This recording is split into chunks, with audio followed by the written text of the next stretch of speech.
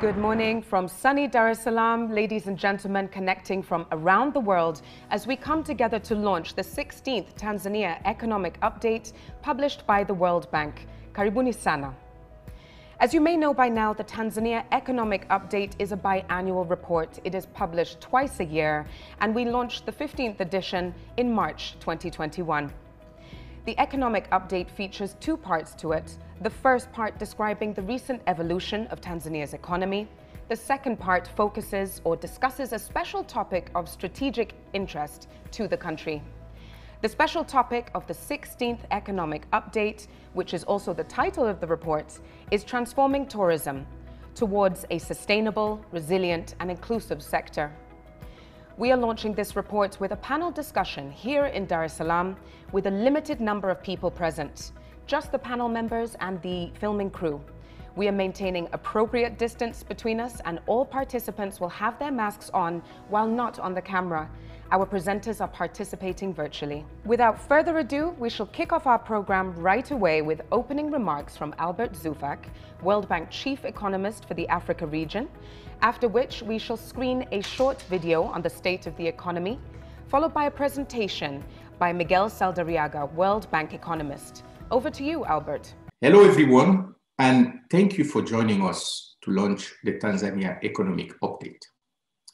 It gives me great pleasure to speak at this event, as it reminds me of the days not that long ago, where as a manager for macroeconomics and fiscal management for this region, I used to be fully immersed in the making of the Tanzania Economic Update and its launch. This morning, I would like to help set the context by sharing with you our assessment of the macroeconomic outlook for sub-Saharan Africa. Countries strive to contain and recover from the global pandemic COVID-19, and also how Tanzania fits into this regional picture. Our most recent report, the Africa's Pulse, estimates that growth in sub-Saharan Africa contracted by 2% in 2020. This is a kind of good news, bad news situation. The bad news is because this is the first recession in a quarter century. But it's a hopeful situation because a 2% contraction is closer to the lower bound of the World Bank forecast from April 2020, which means that the recession has not been as severe as we had projected in April of last year. This better than anticipated growth performance was mainly driven by strong agricultural growth and faster than expected recovery in commodity prices. Across the continent, countries that were the hardest hit include most of our tourism-dependent economies, the islands nation of Cabo Verde, of the Seychelles, among others, but also countries that are heavily dependent on commodities, as we saw a decline in commodity price just before the COVID-19 shock. On the forward look, we are very cautiously optimistic. We forecast that growth in sub-Saharan Africa could rise between 2.3 and 3.4% in 2021, depending on the policies adopted by countries and the support of the international community, including increased concessional financing, access to vaccines, and a solution to the debt crisis. Real GDP growth for 2022 is estimated at 3.1%, but could actually rise as high as 4.5% and sustain over 4% going forward from 2022 if countries continue deepening reforms that create jobs, that encourage investment, protect the vulnerable, and enhance competitiveness. Most much of this, of course, would depend on three important factors.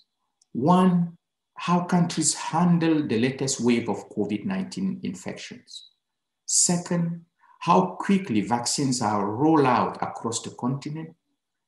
Third, how much reforms country can undertake to create the conditions for investment growth.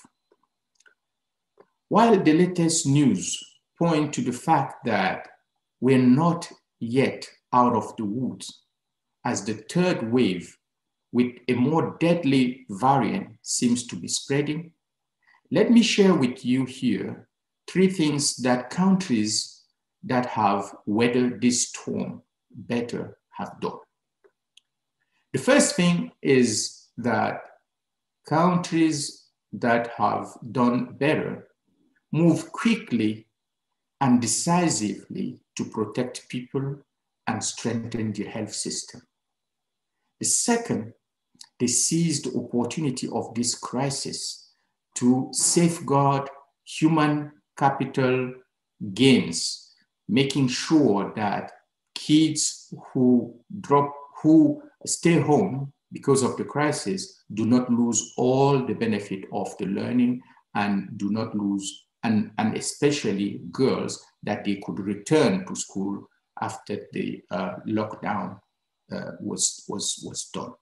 The third thing those countries did was to seize the opportunity of this crisis to safeguard economic progress through increased intra-regional trade and embracing digitalization, therefore laying down the basis for much needed economic transformation. Countries like Togo have fully embraced the digital opportunity, leveraging it to expand social safety net.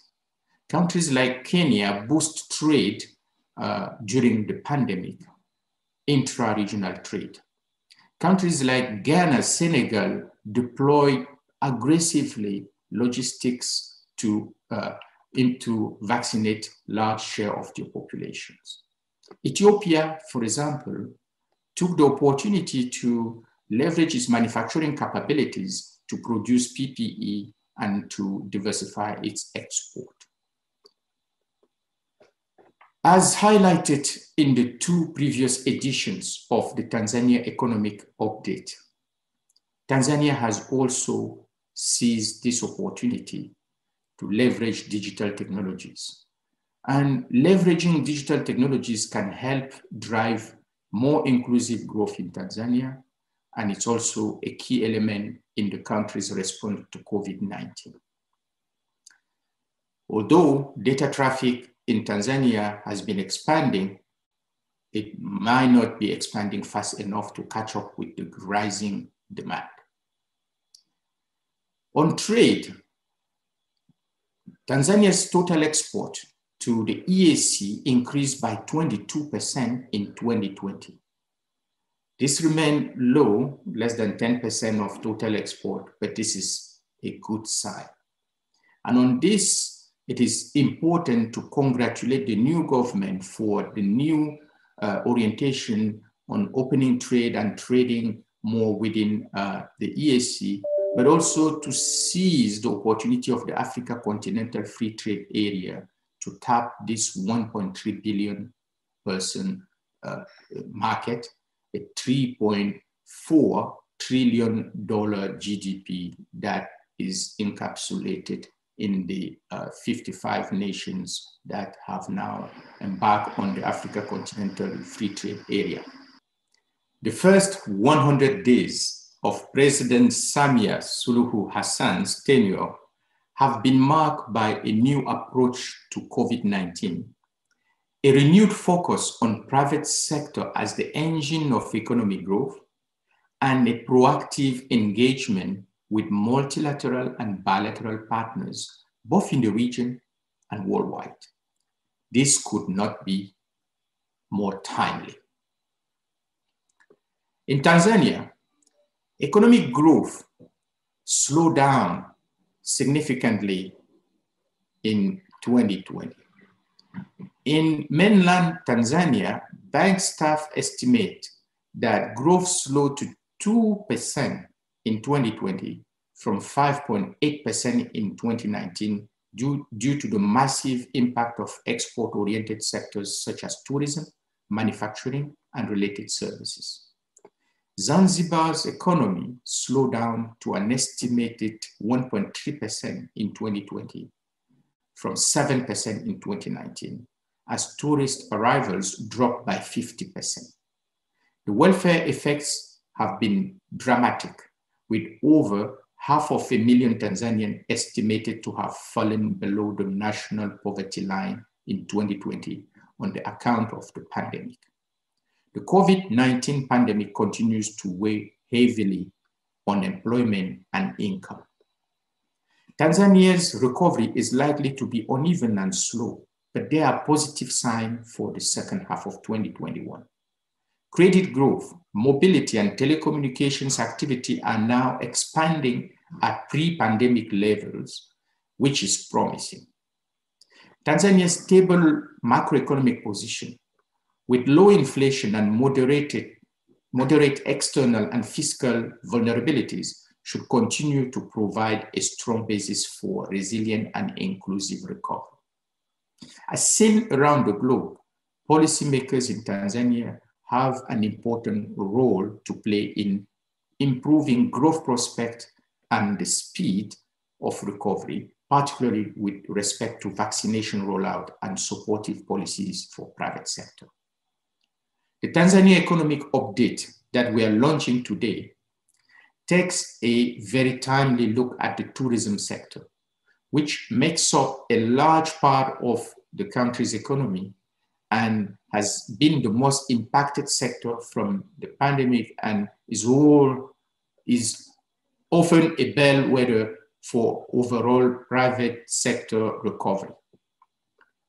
Tanzania's cultural and natural resources make tourism an incredible economic opportunity. Tourism, in turn, supports development by creating jobs, generating foreign exchanges, earning, helping pay for preservation of cultural heritage and expanding the tax base. Between 2019 and 2020, Tanzania experienced a 72% drop in tourism revenue. The impact on workers and on small businesses remain to be seen, but we expect these to be significant. This is an opportunity within this crisis. However, there is a clear opportunity here to reimagine how Tanzania's tourism sector operates, to strengthen trust between government and the private actors in tourism sector, to ensure appropriate financing to help viable businesses weather the ongoing unprecedented shock, and to bring in more investment to support seascape and landscape management. It is an opportunity to harness an untapped potential of Tanzania tourism sector to support sustainable, resilient, and green growth, increase and more inclusive job creation, and to contribute strongly to the country's middle-income aspirations. The new administration has its hands full, but also has a critical window to both deal with the pandemic in the immediate term and lay the groundwork for private sector-led recovery over the medium to long term, starting with the tourism sector. I look forward to today's discussion and to hearing the ideas and solutions that you have to share. Thank you very much. The COVID-19 pandemic continues to weigh heavily on employment and incomes. In 2020, it slowed Tanzania's economic growth to an estimated 2% and Zanzibar's economic growth to an estimated 1.3%. While partial recovery is underway, businesses' sales and employment remain below pre-pandemic levels. Tanzania's macroeconomic conditions remain stable, with low inflation, moderate fiscal, and external vulnerabilities. GDP is projected to grow between 3.5 and 5.5% in 2021, still below its long-run potential growth rate of about 6%. Decisive actions in 4 priority areas are needed to address the pandemic in the short term, while laying groundwork for a private sector-led recovery over the medium to long term. Firstly, saving lives. Second, protecting poor and vulnerable households. Third, supporting a job-intensive private sector-led recovery. And finally, expanding the available fiscal space while maintaining debt sustainability.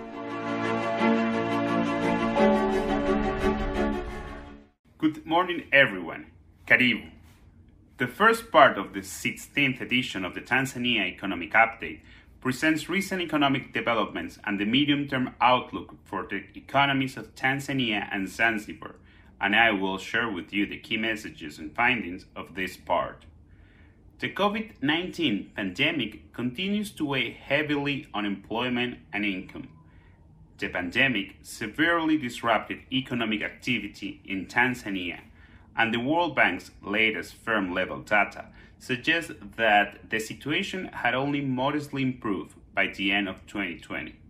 In Tanzania, the GDP growth rate slowed to an estimated 2.0% in 2020, and in Zanzibar it slowed to 1.3% as shocks to export-oriented sectors such as tourism, manufacturing, and related services diminished business revenue and labor income, which adversely affected domestically oriented firms of all sizes across all sectors. The World Bank's December 2020 COVID-19 Business Pulse survey indicated that the situation had improved since the previous survey in June, but overall, business sentiment and expectations indicators remained weak, reflecting both the vast scale of the shock and the sluggish anticipated recovery. Moreover, many firms remain financially precarious and highly vulnerable. In December 2020, 35% of surveyed firms expected to experience severe financial problems, down slightly from 40% in June. The slowdown in economic activity has reduced employment. According to preliminary results from the first round of the Tanzania High-Frequency Welfare Monitoring Survey, conducted by the National Bureau of Statistics between February and March 2021, 18% of respondents indicated that they were working in January 2020, but they were no longer working a year later. Many who were still working in 2020 had seen their incomes drop, especially those who rely on a family business for their livelihood. Dar es Salaam was disproportionately affected by the shock. 42% of family business owners reported that their revenue had dropped, driven by declining customers and sales, while another 10% indicated that they had no revenue at all. An additional 600,000 Tanzanians are estimated to have fallen below the national poverty line in 2020, an effect of the COVID-19 crisis. According to this survey, social assistance from the Tanzania Social Action Fund, TASAF, reached 7% of the population during the year, but coverage was low in urban areas. GDP is expected to grow by between 3.5 and 5.5% in 2021, below its long-run potential growth rate of about 6%. Data for the first quarter of the year suggests that the recovery remains fragile and uneven across sectors, but economic activity could accelerate in the second half of 2021.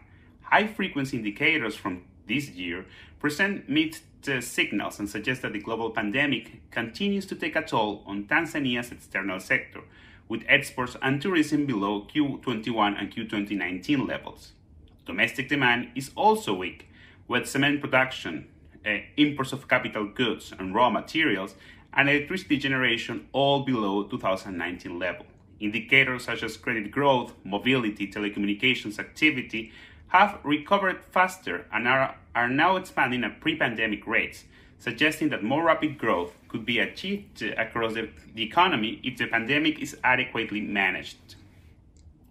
Risks to the Tanzania's economic outlook hinge on expected improvements in external demand, domestic COVID-19 indicators, and support to the private sector. Tanzania's macroeconomic framework remains stable, with low inflation and moderate external and fiscal vulnerabilities. The global evolution of the pandemic and domestic policies to manage the pandemic are the most important sources of risk to the economic outlook. Restrictions on international travel and trade, stressing global financial markets, and elevated sovereign debt levels continue to adversely impact worldwide economic activity, including foreign direct investment, and threatening the projected recovery. While vaccination rates are accelerating, especially in advanced economies, the spread of new variants of COVID-19 could extend the duration of the pandemic.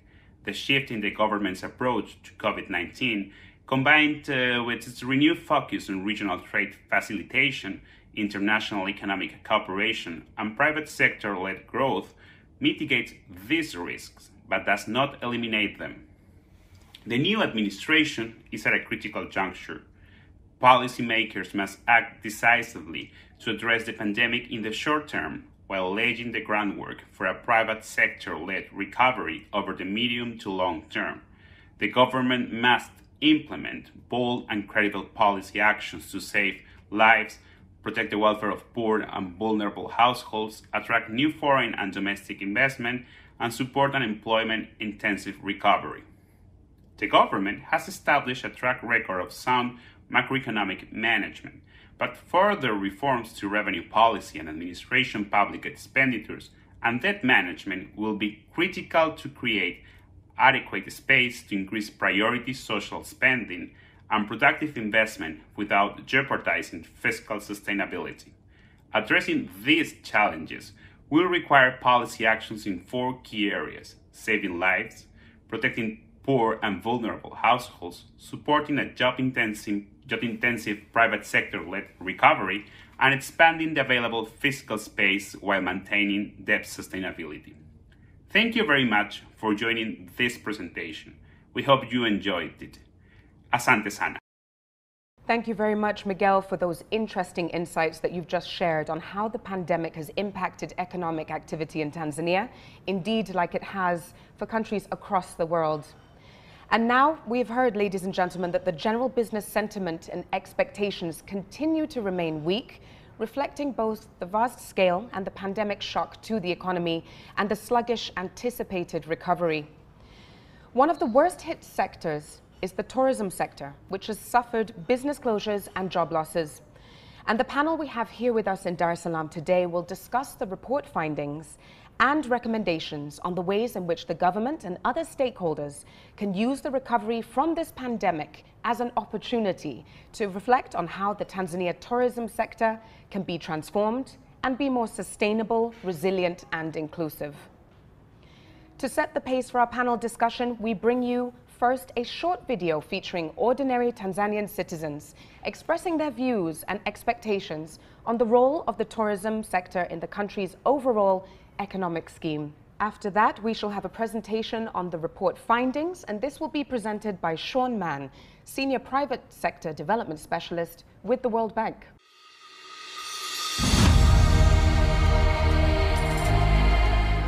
Utalii maana yake mtu kutoka sehemu moja kwenda sehemu nyingine. Mimi na familia yangu pamoja na watu walio nyuma yangu ambao ni wafanyakazi wangu tunaishi kupitia utalii.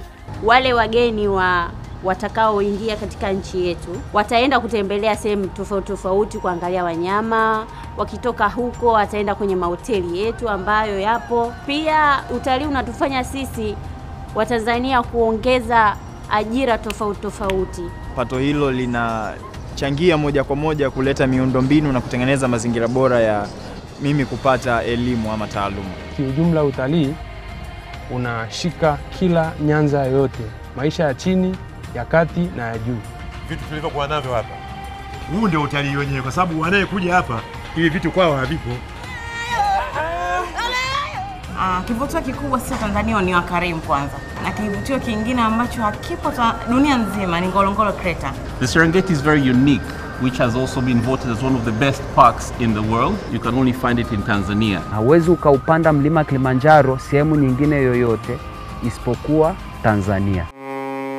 Naweza nikasema Zanzibar pamoja na Tanzania bara tuna vivutio vizuri. Mimi ningepata position katika uongozi, cha kwanza ninge raise awareness hasa kwa vijana ili waweze kuona umuhimu kwanza cha kuwa na vivutio katika nchi yetu, lakini pili waweze kuona umuhimu wa kutembelea hivyo vivutio. Kutokana tunajua sasa tunapitia wakati mgumu ya janga la corona, ningehakikisha tunaweka mazingira ambayo yana favor watalii wa nchi zaidi kuja kuvisit Tanzania. Kwa hiyo kufuata maelekezo yanayotolewa na Shirika la Afya Duniani ni moja kati ya vitu vinavyosaidia kuweza kupata watalii wengi zaidi. Kinachotusababisha mpaka hatui na wageni wengi ni kwa sababu kuna baadhi ya hizi tozo ambazo zimekuwa ni changamoto. Pia ningeweza kuishauri serikali iboreshe barabara za ndani ya hifadhi na barabara za nje ya hifadhi. I would encourage to highlight the other attractions that we have, like the other game parks that we have. We don't only have Serengeti, we have the likes of Selous, we have a lot of other game parks that provide a lot of attractions in the country. Kama utalii usingekuwepo, hali ingekuwa ngumu kidogo kwa sababu mimi nafanya kazi kwenye Tanzania hii ya utalii miaka 8 sasa. Sasa sijui ingekuwaje, utalii ni muhimu sana.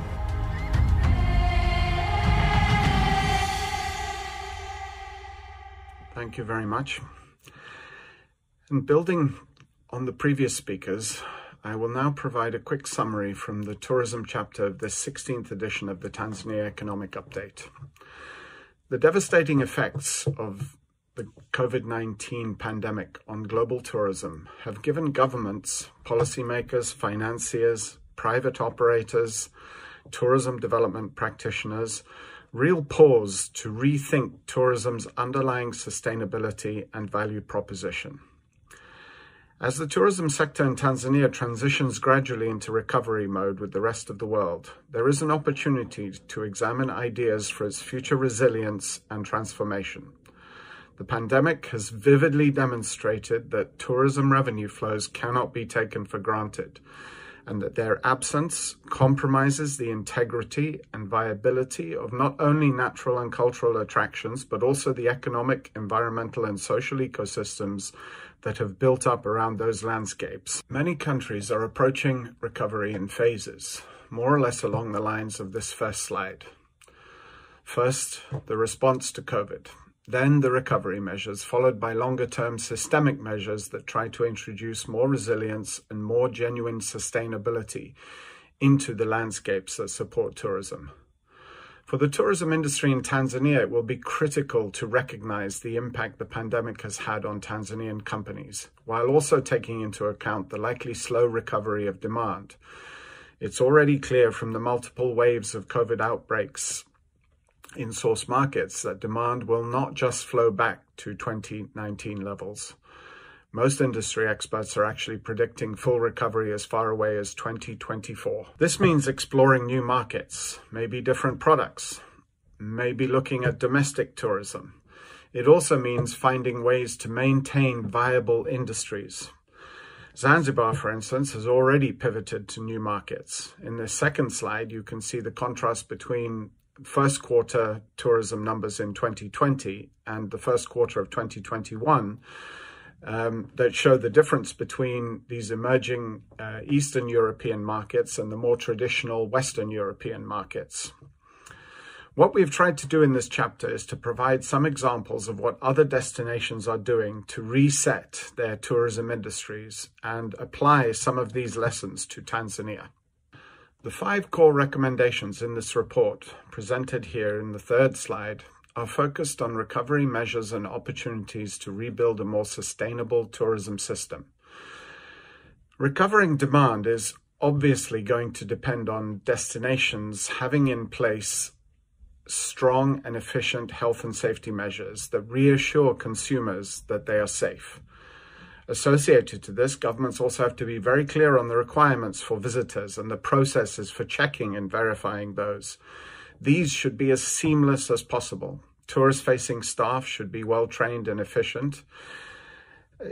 A frustrating border entry experience will not be a good start to a relaxing holiday. And that is one huge lesson that destinations coming out of COVID are beginning to really appreciate. Market intelligence will also be a critical factor in demand recovery. Government should put in place mechanisms to track travel advisories and then be able to respond quickly by promoting with the private sector to ready-to-travel markets. It will also be important to find ways to support tourism businesses, the majority of which are SMEs in Tanzania. The absence of a plan for appropriate financing to support businesses will result in many closures, heavy losses of employment, and a slow startup when tourist flows do start to resume. This is already apparent in several countries. For instance, data from Tanzania, from Uganda, from Kenya, from Rwanda is already showing that around 30% of tourism companies have shut down permanently. A final point we try to make in this report is to ask the question, what could sustainability and resilience look like? A first point on this is really about shared risk and shared reward. Many tourism assets, both cultural and natural, are traditionally owned by governments who in the past have obtained value through visitor user fees and the licenses and taxes from companies who provide services to tourists. This business model could be structured differently through public-private partnerships, for instance. Ownership could be ceded or shared with local administrations, local communities, together with private sector operators. Secondly, and this is potentially a game changer for Tanzania, is the creation of systems that allow natural capital to be valued and priced. Globally, there is accelerating awareness of the damaging impacts of climate change that is resulting in a willingness to finance both decarbonization and carbon sequestration. Tanzania is in the fortunate position of having immense marine and terrestrial natural capital resources that could have a market value because they have the capacity to both store and remove carbon from the atmosphere. To date, these resources have not really been used beyond their tourism potential. The report highlights some regional examples of how this value can be realized from nature. Companies that are making commitments to net zero emissions can only achieve this by supporting landscapes and seascapes that can deliver measurable and verifiable carbon positive results. So there is a real opportunity for Tanzania to use its tourism resources to establish itself as a supplier of carbon and biodiversity credits that could in turn support conservation efforts, communities, and contribute to more sustainable land and seascapes. And with this, I thank you very much for listening. Thank you very much, Sean, for that insightful presentation. And now, ladies and gentlemen, it's my pleasure to introduce you to members of our esteemed panel here in Dar es Salaam, who will share their insights and perspectives on the report findings, as they are all embedded in one way or another in the tourism sector. So with us today, we have Professor Win Easter Anderson from the University of Dar es Salaam. You're very welcome. Thank you. We also have Kennedy Edward. He is the CEO of Hotel Association of Tanzania.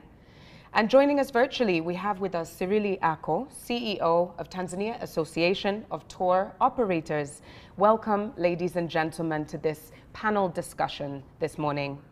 Now, allow me to start off with my first question, and I want to start with the good news. What would you say, Professor, are the main opportunities for tourism to become a source of inclusive growth in the next decade in Tanzania? Basically, in our countries, tourism is considered as maybe a panacea to the economic woes that we are facing. And basically, when we talk about tourism, it means jobs, investments, but also it goes beyond investment and jobs because it connects to all the value chains associated with tourism. So it fights poverty. So tourism in LDCs, in least developed countries like ours, actually is a sector that is needed to alleviate poverty. Thank you very much, Professor. Kennedy, I'm hoping you can also weigh in as well, because I think there are a multitude of opportunities. From your perspective, how would you like to add in here? Thank you very much. In addition to what Professor just said, the opportunity that I see at this point is first to grow the sector. That can only be achieved by a complete sectoral overhaul. Why I'm saying that is because at this point, tourism is at the lowest state it has ever been since independence of the country. So this is that time where we, the private sector stakeholders, can sit with the government and discuss all the challenges that we have and use this as an opportunity to do a sectoral overhaul, to address all the challenges and progress the sector to its potential and make, as Professor had said, one of the leading opportunities to take out to take Tanzania as a country out of the... Thank you very much, Kennedy. I will move to Sirili Ako, our virtual participant. Kennedy has mentioned here a sectoral overhaul. Are you in agreement with this? Do you see it as an opportunity? How might that look? Thank you very much, Miranda. I am in agreement with him 100% that actually our tourism is so far nature driven. That is the most competitive area which we have managed to excel. And it seems there's a lot of other opportunities which are open, as much as we still feel that we are doing good in that particular line. But there is obviously, I'm in agreement with two prior participants on exactly what they said. But more importantly also, it seems because it's nature-based, I see an opportunity that it is more pegged on Western holidays, Western world. Because now we have a seasonality thing, and our seasonality depends on Western world. We have peak season, low season, as much as is also reflected on rain and dry season here. But I see an opportunity if we can manage it through a year around by diversifying the products as well and making it more inclusive and also reaching a lot of other geographical places, which so far I think we are challenged to reach. Thank you very much, Sirili. I think we've just discussed here that we are at the lowest low within the sector, and there is that focus on seasonality as well. What other key constraints, Professor, would you say might be hindering our sector, the tourism sector's development? Yeah, basically we talk about the gaps. We do have qualitative and quantitative mismatch when it comes to skills in the sector, but also the requirements of the sector in terms of the inputs to the businesses running the tourism in general. Hotels require some foods. Hotels require some input to service the industry, but how can these raw materials or input or supplies to these hotels be sourced from the local community? That is all about the constraint that we are facing. So I would say we do have actually qualitative and quantitative mismatch, skills and capabilities to service the industry. So you've talked about skills mismatch, but also the challenge with sourcing local produce. On behalf of the Hotels Association of Tanzania, would you agree with this? And do you see other constraints to the sector's development? On the issue of skills, to complement what Professor just said, we in the hospitality industry, as the name goes, we're mostly hospitality based.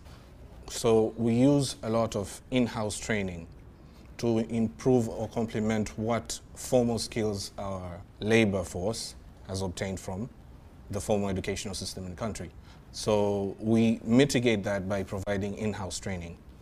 In as far as other challenges that we in the hospitality industry or accommodation service providers is the cost of doing business. The cost of doing business in the sector is very high or significantly high. And that is attributed from multiplicity of taxes, fees, compliance requirements. So for a hotel business or accommodation business to exist, just to exist, there's quite a good number of taxes that you have to find, taxes, permits and licenses that you have to obtain for you to exist before you start running your business. Now that adds up to the high cost of doing business, which also leads to Tanzania being one of the expensive destinations in comparison to like our competitors along East and Sub-Saharan Africa. So in a nutshell, the cost of doing business due to multiplicity of taxes and compliance is one of the key challenges that we in the hospitality sector are facing at this point. Thank you for bringing that into the conversation, Kennedy. The cost of doing business and how important it is to be compliant, but at the same time can sometimes make us less competitive, perhaps, in this region. Prices are higher.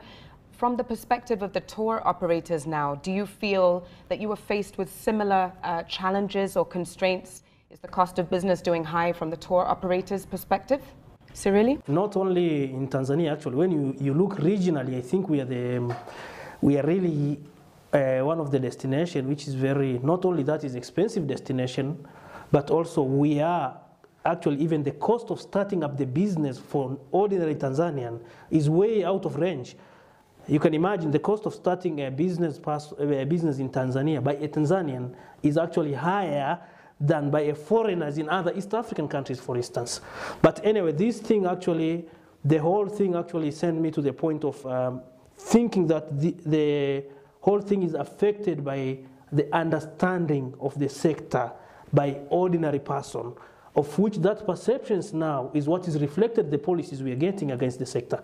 The perception is this sector is by very wealthy people. Most people are coming as tourists, and tourists by being coming from the developed world, they are very well-to-do people. Contrary to the reality that most people who are coming here, actually ordinary people who have planned their holidays years ahead. So I think we are also suffering what I can say is a missionary impact, because missionaries have trained us to believe that we have some wealthy communities somewhere sometimes back that they are willing to pour some good money and support us, etc. So I think we need also to relook into our sectors. I can give an example on even on planning. Every first of July, usually we have news, because probably there's a change on one thing or there's a change on another thing, but we always have a tourist who have paid in advance to some point. So I think we really need to look into how we can work on these perceptions, which in a way affects our policies, and at the end of the day affects business. And also it reflects on instability, which makes actually us lose serious investors. I think we have to really look into that in the long run. You've raised an interesting point there, Cyrili, about changing perceptions of the common man and what they feel about the tourism sector. And I think it's really important as a panel today that we think about what needs to be done. It's all well and good talking about the opportunities and the constraints. What do we need to do, Professor, to support the recovery, to build a more competitive sector, a more resilient and inclusive tourism sector? And then any actions in the immediate, short or even medium long term that you would like to put on the table today? Yeah, I do have two. One, I would say, let us implement the blueprint. We do have a blueprint which was developed, I think, 3 years ago. We need some implementation. We need to put it into practice, yeah? But secondly, let's improve the quality of the education in terms of a capacity building for our people working in tourism sector. And therefore, how do we improve this quality in terms of facilities and for these education providers, the tutors, the lecturers, and so forth? And therefore, that is the area as a researcher, I would suggest that we focus on that. So you'd like to see investments in the education system, capacity building for the sector. And you've talked about this blueprint. Maybe you could just expand a little bit what exactly this blueprint is so that we're all aware. Yes, 3 years ago there was this effort by the government coming up with a blueprint in order to harmonize or to simplify or to make investment friendly in terms of attracting more investors, and therefore removing this what they call multiplicity of taxes and so forth. I'm not sure, maybe these people from the industry, Kennedy and Cyril, will say about it. They are more conversant than me on that. Perhaps I think if they enforce it, then we will have this kind of a friendly investment and business environment. Thank you, Professor. I think you segued us nicely to hear from the industry side, from the hotel side, the tour operators side. You've talked already about the cost of doing business being high. Are you aware of the blueprint? Do you feel this is being implemented currently? Do you have other ideas of what could be done to transform the sector? I have heard of the blueprint, and I'm pretty aware of what's going on in terms of implementation of the same. So, for starters, there's been a certain percentage of implementation of the blueprint. I'd give you a simple reference to that. As of recently, this year, the government is, specifically the Ministry of Labor as well as Immigration, are working together into simplifying and synergizing the process of applying work and residence permits for investors and expatriate employees. So that in itself is proof that implementation of the blueprint is in process, and we've witnessed that there's been an improvement in the whole permit application process and the duration it takes to get the permit, so there is progress being made. Additionally, the government has also migrated, for the most part, to the e-economy system, where most of the transactions between we, the private sector, and the government are done electronically or online. So that in itself has somewhat reduced the challenges that we dealt with early on. There's still room for improvement, but we'll give credit where credit is due, and kudos to the government for the said improvements. However, when we talk of improving the business environment, we need to understand whose role is what. In as far as business is concerned, the government is the policymaker and the regulator. We are the business people. We deal with the transactions and the numbers and pay taxes. So before there's any reforms, there's any improvement or changes to the regulations and the laws and the policies, which in turn will affect we, the business people, there need to be a constant and consistent engagement between the two of us so that we align our ideas, our agendas, and thereby coming to a more progressive and a win-win situation when it comes to regulatory reforms and policies. Thank you, Kennedy. I will come back to you with regards to more private sector engagement and how you feel this could be improved. But I want to shift briefly to Cyrili. Something that Kennedy mentioned was the issue of human capital, permits for investors, but he also talked about expatriate employees. Are we saying that we don't have the talent in country, or do you also see this as something that needs to be improved with regards to building a more resilient and inclusive tourism sector? I'm partly in agreement with Kennedy. But what I also see is we will need, as the country, because we need everyone. Whoever is doing business is needed, regardless of your multinational, your local, is a partnership. Everyone is welcome, because at the end of the day, we are creating jobs, we are also supporting our environment, we are supporting our local economy, we are paying taxes, etc. So I'm 100% in agreement that we will need everyone.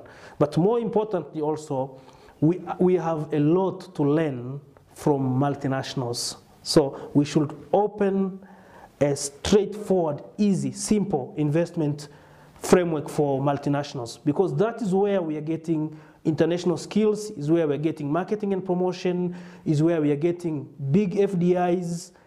I think that's also an area which we really need to look into, instead of making it complicated. That should be the simplest thing to do, because obviously when we look in our database, almost, it's like about 30 companies are actually holding almost high-end business in the country, almost all of it. And that's a handful group of people. The same also about budget and mid-level is actually mainly in partnership companies which have a local partner and foreign. That one you can see. That is actually the main part of the market. So that tells us that there is a serious need on allowing everyone in. Whoever doing business, getting into the business and leaving the business should be the easiest thing. And most easiest thing as well should be to pay government money. So I see if we allow the flow of international skills, marketing and promotion of the destination will automatically be into that. And also we will have a big chunk of FDIs in the country. Then those people who are actually making global policies in the business will have their stake in together with us. That means we will actually be beneficiaries of whatever good investments they are doing elsewhere in the world as well. It's sort of creating synergy. So I see that as actually a very important area to look at. Thank you, Cyrili. I think you've touched on what was going to be my next question as well. As we know, the private sector provides about 90% of employment within the country. And I want to see how perhaps the government can engage private sector more effectively so that the sector can continue to grow. You've already mentioned this idea of an investment framework, having a more open market flow of skills in and out of the country.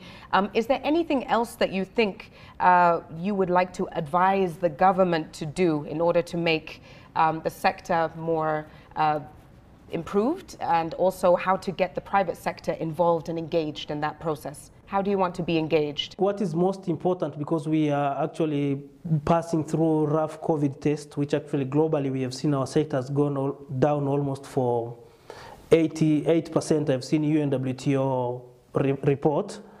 I think we are practically most hard-hit sector than any other sector. And that calls for our focus to that specific line. At least at the moment, before thinking of moving next step, we should just survive first.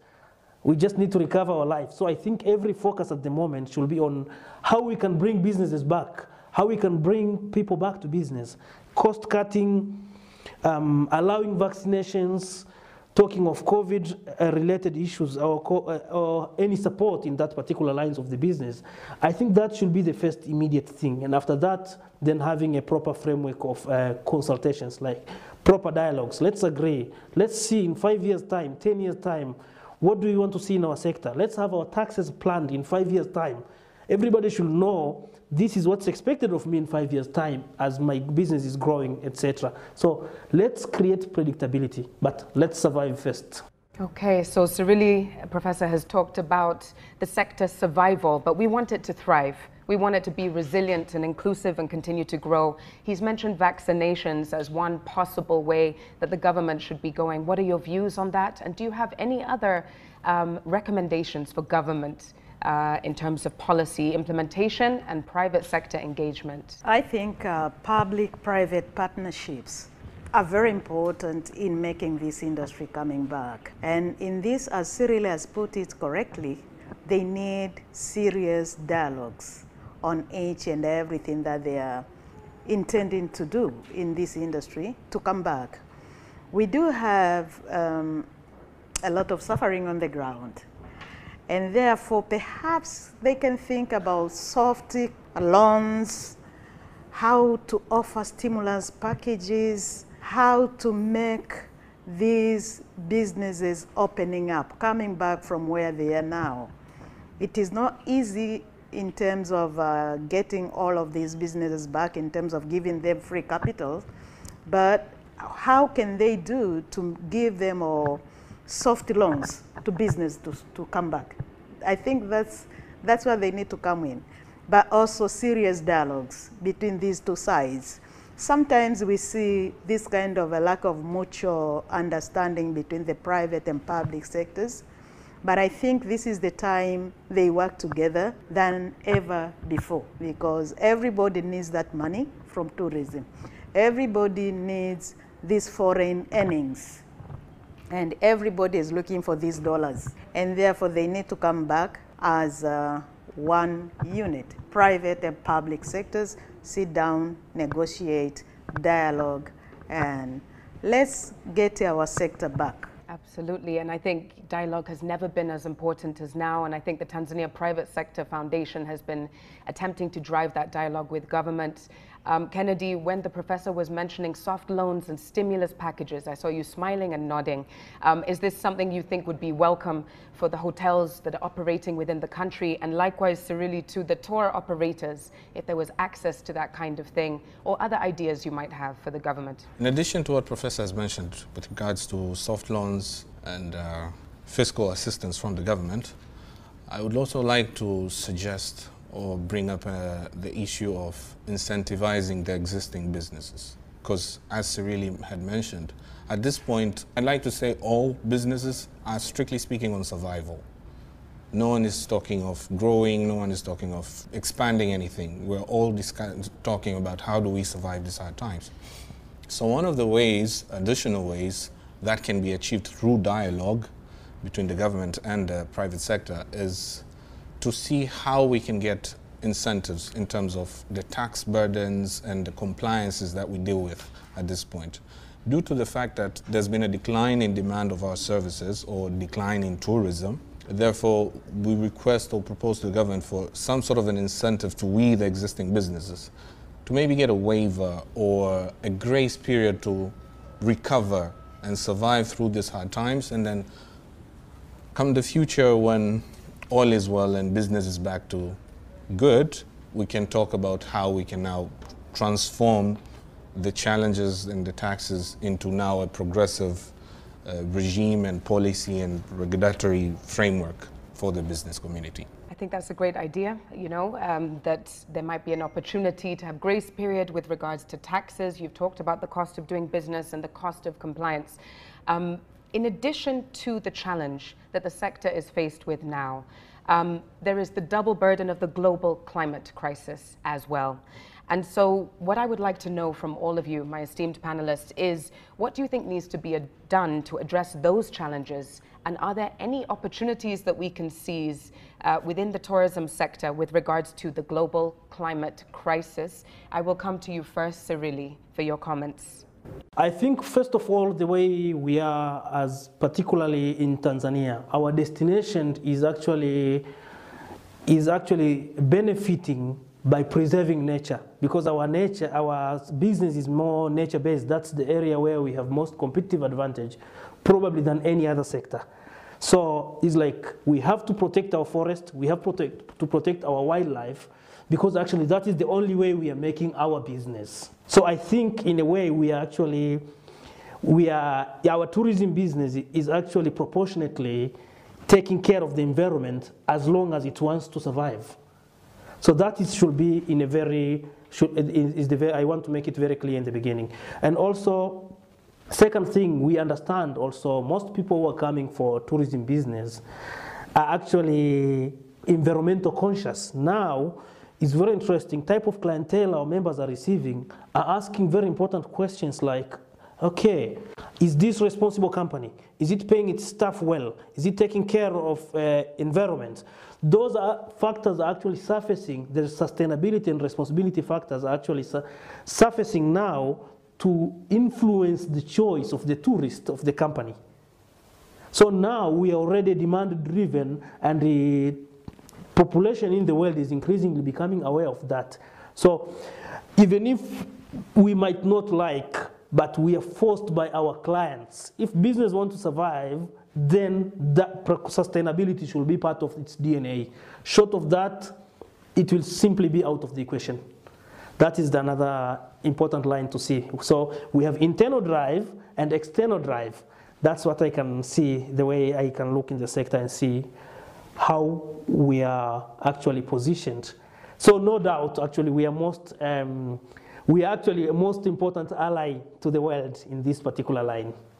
Thank you. Thank you very much, Cyrili. I mean, we are blessed with abundant natural resources. You've mentioned conservation efforts, environmental management, and I think as consumers are becoming more conscious, they are believing in eco-tourism. I'm going to come to you, Kennedy. Your hotels that are part of the association, if consumers and travelers are looking for responsible businesses, what efforts are being made within the association to ensure that your members are eco-friendly, are aligned to conservation efforts and the environment with which they operate? Actually, to complement what Cyrili has said, and in response to your question, we as HATA pro-environmentalist, pro-conservationist. And as we speak, we're also part of the Greater Serengeti Mara Conservation Committee. So we are very, very, very committed to conservation. Now, with regards to the whole conservation efforts and how we in the tourism sector should look at it, that will also respond to your question. I believe it's not just we, the business people, but it also applies to the government, where Tanzania as a destination, it be we investors, the government, the local communities, we need to be proactive rather than reactive. We shouldn't wait until when things get bad, then react to it. So while we still have this natural beauty, which is our selling point as a destination, we need to protect it. And one of the key issues I'd like to raise, that is a challenge in respect to conservation in Tanzania, because Tanzania is predominantly a wildlife-based tourism destination. So human-wildlife conflict, poaching, and the like, some existing challenges. And all those, when you come to the core of it, it's the issue of resources.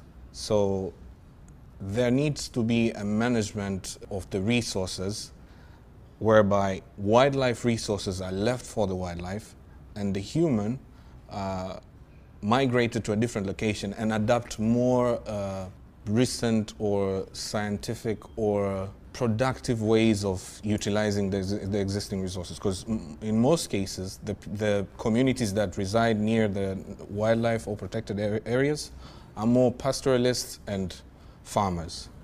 So the resources there are land and water. There are new ways of farming. There's new and scientific ways of using lesser water and a lesser plot of land and achieve a high yield.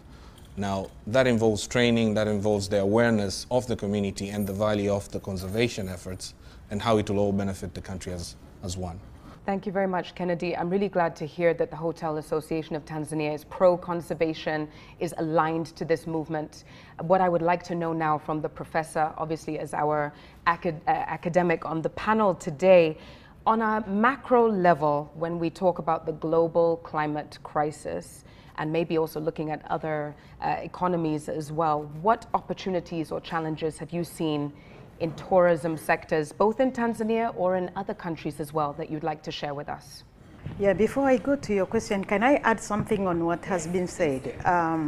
We say Tanzania is the only country where we conserve more than 25% of our land, and in terms of forestry, national parks and so forth. We do have these 22 national parks, huge national parks. We do have these forests. We do have, again, these assets in terms of more than 120 cultural sites and archaeological sites. So we have massive assets. What is being required here is sustainability and innovations. And there comes in your question. These businesses, we do have SMEs, small and medium businesses or enterprises, but also we do have large enterprises. They need to bring in innovation in terms of products, innovation in terms of processes, but also innovations in terms of how they run their institutions so that we can open these potentials. And if we cannot sell what we have, it doesn't make any sense to have them. You have resources, you need to use them to maximize the utility. And therefore, there's no reason whatsoever of not using what we have to get what we want. Thank you very much, Professor. 25% of our land being dedicated to, you said, national parks and conservation areas, I think is extremely high. As we said before, we are blessed with abundant resources here, and I'm glad that you've raised sustainability and innovation. Now the time has come for us to wrap up this panel session. We've heard great insights from all three of our panelists, but I'd now like to give each of you 3 minutes closing statements. What would you like our viewers today to take away from this discussion about how to make the tourism sector more inclusive and sustainable? Professor. Thank you so much. First and foremost, we need to develop capacity in terms of skills development for our people. You see, Tanzania now is having more than 90% of the population as a young people. And this is an asset, actually, in terms of having manpower in tourism and hospitality industry. And therefore, let's focus on developing this manpower. That is one.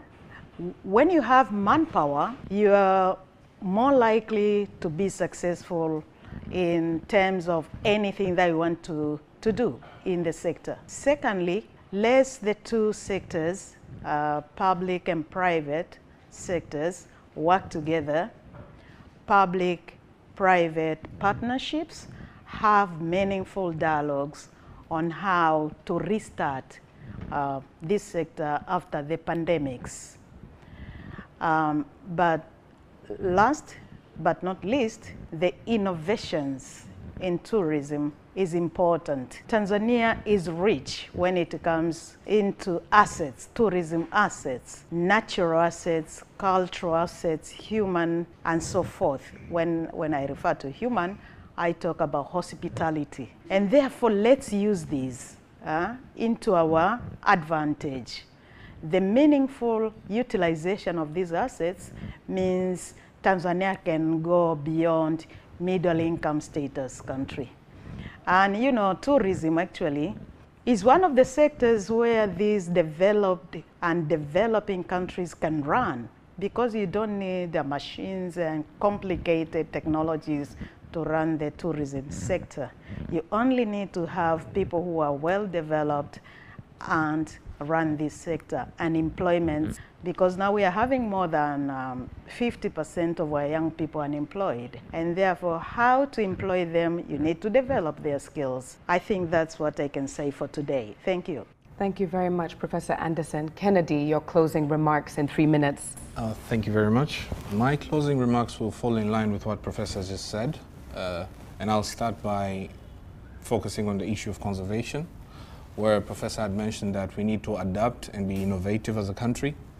So in that, I agree with her 100%, and I believe that if we do adapt and be innovative in utilizing our resources, it will be a huge step towards a successful conservation effort, and we can fall in line with what we had initially said, where Tanzania can leverage on its conservation efforts and the wildlife-based tourism, and we can have a sustainable growth and succeed at the highest level as a sector. On the second issue, I'd like to raise the point that also Professor had mentioned of public-private partnership. And this I would like to cement where it is necessary and imperative that the government and the private sector stakeholders sit down and have a proper sectoral overhaul. And that can be achieved by adopting two policies of regulatory impact assessment, where before any law or regulation is changed or adopted, we assess on what the intended goal or desired effect is and how it will benefit the sector and the government.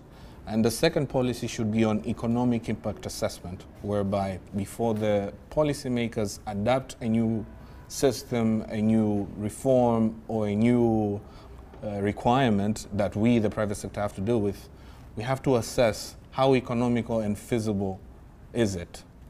So once we have those two things in line and a consistent public-private partnership, I believe Tanzania as a country and tourism as a sector will grow to above and beyond the anticipated rate that we're now talking.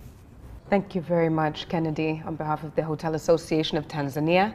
Cyrili, I'm coming to you for final remarks. What would you like our viewers to take away today? I would not like to repeat what my colleague have just said, but also I would like to insist few things. I would like to insist on the issues of marketing and promotion. Now it's high time we really go unapologetically and aggressively to market our destination. Because it seems every person or every tourist who is coming here is like, wow. So we haven't taken that wow to them before. I think we really need to go there aggressively and unapologetically. And second thing, as it was just said, that we have a very young population. We have a lot of youth, and our universities, our colleges are giving out a lot of graduates. It's high time we now start to improve the quality of our labor market. And also look into the possibility of incentivizing the companies which are employing people in big numbers. Because then we'll be addressing a social stress as we are providing jobs and etc. It will have a big ripple and multiply effect. But also another thing I think is also high time we need to look into the regional market and African market. The SADC, COMESA, etc. There is a lot of, there are about 300 million people in middle class level to look into.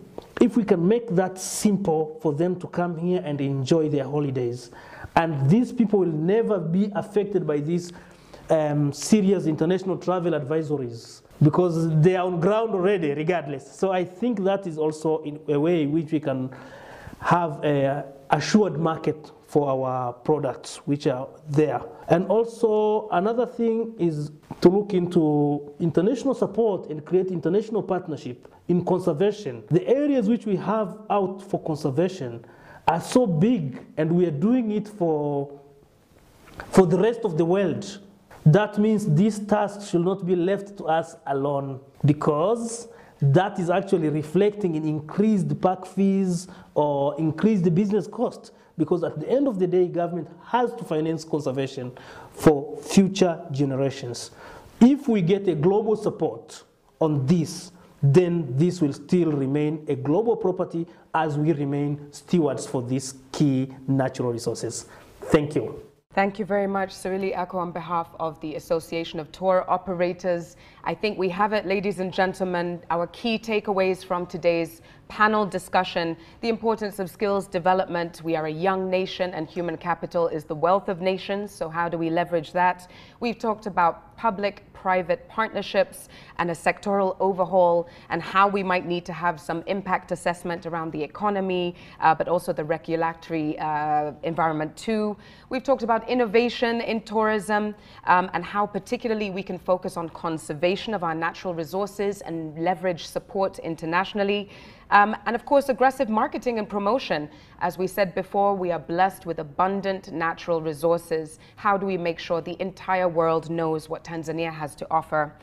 Thank you very much to all three of our esteemed panelists today. We truly value your contributions and insights towards the 16th Tanzania Economic Update. And now, ladies and gentlemen, it is time to welcome Bill Battle to share key takeaways and official closing remarks on the 16th Tanzania Economic Update. Welcome, Bill. Thanks very much, Miranda. That was an excellent panel discussion, and I'd like to add my thanks to our esteemed panelists for the reactions and thought-provoking insights. Professor Anderson from the University of Dar es Salaam, Mr. Edward from the Hotels Association of Tanzania, and Mr. Ako from the Tanzania Association of Tour Operators. Thanks very much. Special thanks also to Albert Zuvak, our chief economist for the Africa region, for opening the event and setting the stage by giving us the big picture and highlighting the challenges and opportunities for Tanzania in the region and in the global context. Thanks also to you, Miranda, for orchestrating the discussion so well. And last, and in a very special way, let me thank the government of Tanzania for initial discussions and comments on the draft report, and also for sharing important data underpinning our analysis. Our TEU series is a flagship of the World Bank here in Tanzania, and this edition delivers very important and timely analysis on the current state of the Tanzanian economy, and most importantly, a special look at the private sector's challenges in managing these tough times and looking ahead to build forward better. It's clear from our work in member countries around the world that the private sector is the key driver of job creation, inclusive growth, and poverty reduction, and that government actions in many countries have already been able to provide key support to the private sector in these tough times, speed up recovery, and lessen the impacts on citizens. This TEU shows the pandemic has had a large negative effect on Tanzania's private sector. This extends beyond tourism, but this particular sector is a good example of COVID's direct impact and how government can help both support recovery and, in the longer term, unleash an enormous potential to contribute to private sector-driven, inclusive, green, and resilient growth. Tanzania has massive natural resources for tourism attraction. 25% of Tanzania's land is conserved for wildlife and forests, and Tanzania is the only country in the world with such a large conserved area. As highlighted in the report and in our discussion today, in addition to challenges brought about by the COVID-19 pandemic, the tourism sector faces more structural challenges. These include inadequate skills, weak linkages with local communities, including hotels not sourcing locally enough, a high cost of doing business, such as a multiplicity of taxes, levies, and licenses, and significant scope to have a more constructive and efficient dialogue between the public and private sectors. While these are indeed tough times, it's also an opportunity to think through an overhaul of the sector in order to make it more sustainable, resilient, and inclusive. This can be informed by regulatory and economic impact assessments of the sector, which we need to do more of, to inform the future direction of the tourism sector development. Several important recommendations come out of the report and today's discussion, as we heard in the panel, about priority actions and policy areas for government to consider. These are developed with the tourism sector in mind, but many can be extended to other sectors as well. The report emphasizes, firstly, skills development for the entire tourism industry value chain. Secondly, setting up a regular and meaningful public-private dialogue to develop this sector. Thirdly, more urgent implementation of government's blueprint for regulatory reform to bring down the high costs of doing business. Fourthly, more aggressive investment attraction and retention including from both local and foreign sources. Fifthly, innovation in tourism products, including tapping the local and regional markets. And sixthly and finally, conserving natural resources in the sector, including seeking international support to protect those resources for global benefit. In closing, let me emphasize that the global, regional, and Tanzanian economies are poised well for recovery in 2021. But the recovery is likely to be uneven, and risks continue to be elevated. There's a lot of uncertainty ahead. We look at Tanzania's prospects with optimism, but this hinges on how successfully the current and expected future waves of COVID-19 are handled, on progress in vaccination rollout, and critically, on reforms to support private sector recovery and new investment to drive growth and create jobs. Thank you for tuning in for this launch of the 16th Tanzania Economic Update. Thanks to our team for putting together an excellent report, and I highly recommend you give it a read. And we look forward to having you join us for the launch of the next TEU at the beginning of 2022.